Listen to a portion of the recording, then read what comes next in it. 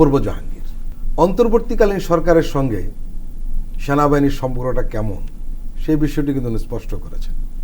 উনি আগেও যে কথাগুলি বলেছেন ওই সাক্ষাৎকারে তিনি সেই কথাগুলি বলার চেষ্টা করেছেন। উনি পরিষ্কার করে বলেছেন যে তারা পুরোপুরি সরকারের পাশে রয়েছে। তিনি বলেছেন যে আমরা চেষ্টা করব প্রধান উপদেষ্টা যেভাবেই আমার বা আমাদের সাহায্য চাইবেন আমরা সেভাবে ওনাকে সহযোগিতা করব। এটাতে যদি আমাদের অসুবিধা হয়, সৈনিকদের যদি সাময়িক অসুবিধাও হয়, তারপরেও সরকারকে সহযোগিতা করে যাব। দেশ ও জাতির স্বার্থে আমরা এটা করব। এই জাতির জন্য, দেশের জন্য এবং দেশের মানুষের স্বার্থে যে কোনো ত্যাগ স্বীকার করতে আমরা তৈরি আছি। এর আগে আমরা দেখেছি সাক্ষাৎকার বলেছেন যে আমরা এই অন্তর্বর্তীকালীন সরকারের সঙ্গে রয়েছি।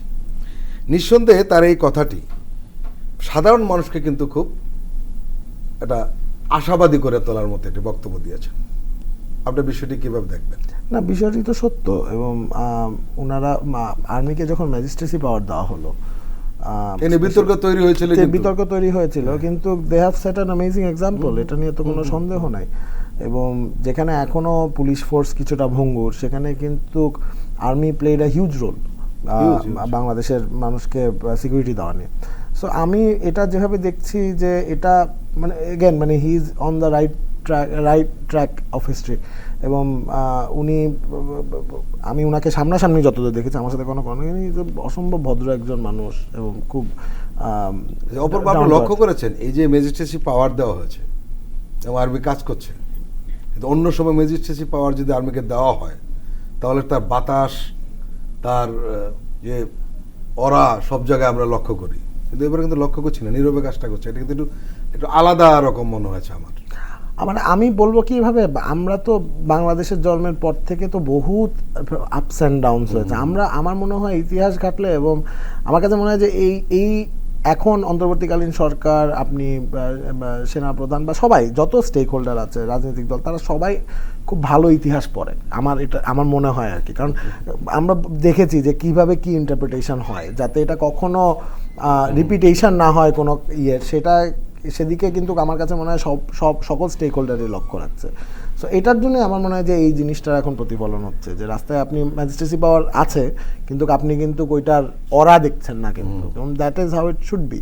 ওনারা ওনাদের দায়িত্ব পালন করছেন, ওই দায়িত্ব যতটুকু করা যায়। এবং ওনারা কিন্তু বললেন যে যদি কষ্ট হয় তারপর মানে দেশের স্বার্থটা সবাই এখানে আমার মনে হয় যে আগে রেখে দিচ্ছে আর কি। সো দ্যাটস আমার কয়েকজন ক্রাইম রিপোর্টারের সঙ্গে আলাপ হয়েছিল, আমি এই প্রসঙ্গে তাদের কাছে জানতে চেয়েছিলাম সেনাবাহিনীর উপস্থিতির আমরা টের পাচ্ছি না, আসলে কোনো কাজ হচ্ছে কিনা।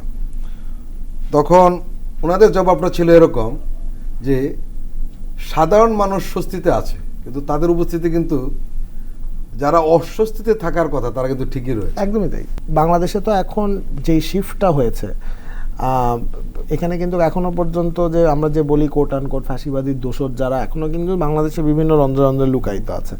সো এইটাকে আমার মনে হয় যে আপনি যা বলেন যে যাদের অস্বস্তিতে থাকার কথা তারা অস্বস্তিতে রয়েছে, এবং আমার মনে হয় যে এটাই হওয়ার কথা ছিল। এবং army is doing an amazing job এই ক্ষেত্রে। এবং আমি দেখতে পাচ্ছি যে মানে এই যে সিকিউরিটি ইস্যুটা, এটা আজকে চিন্তা করেন না যে এই ঘটনা যেটার মধ্যে দিয়ে গেলাম, এটা যদি নিউ ইয়র্কে ঘটতো, নিউ ইয়র্কেও দরকার না, দিল্লিতে ঘটতো, কেওস হয়ে যেত কিন্তু ব্যাপারটা। সো এই যে মানে, এবং এটা শুধু সেনাবাহিনী না, পুরো বাংলাদেশি জনগণ যে এখানে সকল স্টেক হোল্ডার যে এক হয়ে মানে একটা দেশের প্রতি দাঁড়ালো, এটা একটা হিউজ এক্সাম্পল। তো সো মানে এটার তুলনা হয় না।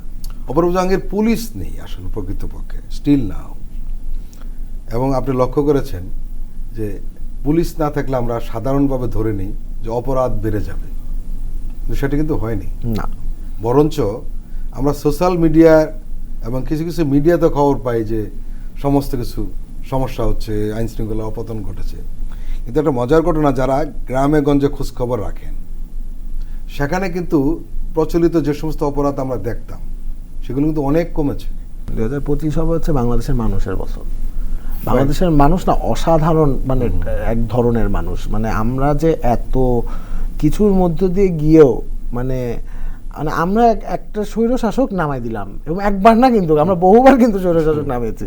সো এইটা কিন্তু মানে এটা নজিরবিহীন ঘটনা। আমার মনে হয় পৃথিবীর একটা মানে পৃথিবীর ইতিহাস যদি কালেকটিভলি দেখেন, এই জাতিটাকে আপনার একটা বিশেষ মানে মেনশন দিতেই হবে, এটা নিয়ে কোনো ওয়ে নাই।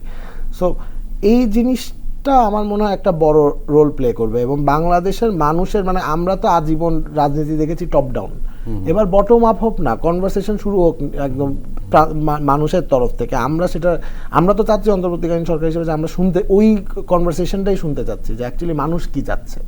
সো আমি বলবো যে এই বছরটা হওয়া উচিত বাংলাদেশি মানুষের বছর, এবং বাংলাদেশের মানুষ এটাকে যাতে এই বছরটাকে যাতে ইউটিলাইজ করে দেশের ভবিষ্যৎ কী হবে সেটা যাতে নির্ধারণ করতে পারে, এই কনভারসেশনটা আমাদের এখন হওয়াটা খুব জরুরি, এবং আমার অত্যন্ত বিশ্বাস আছে বাংলাদেশের মানুষের প্রতি।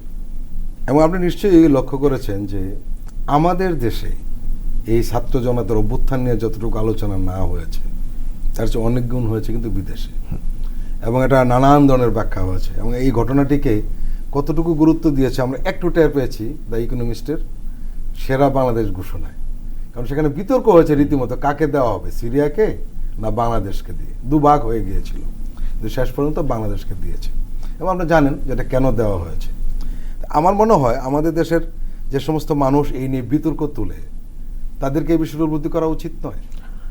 বিতর্ক আপনি তুলতেই পারেন, যার বিতর্ক তোলার ইচ্ছা সে আজীবন বিতর্ক তুলবেই, বাট রিয়ালিটি ইজ ডিফারেন্ট। আমরা দেখছি, আপনি দেখছেন, রুমিনাপা দেখছেন, আমরা রাস্তাঘাটে চলাফেরা করি, এবং আমি বলবো যে সামনের ভবিষ্যতে আমি অত্যন্ত আশাবাদী যে বাংলাদেশ যেদিকে যাবে এটা নিয়ে। সব বিতর্ক তোলার মানুষের অভাব থাকবে না কখনো, বাট তাতে কোনো লাভ হবে না আমার মনে হয়, কারণ বাংলাদেশের মানুষ মানে ধান্দাবাজি বুঝে যায় যে খুব একটা করা যায়, ধোকা দেওয়া যায় না বাংলাদেশের মানুষকে।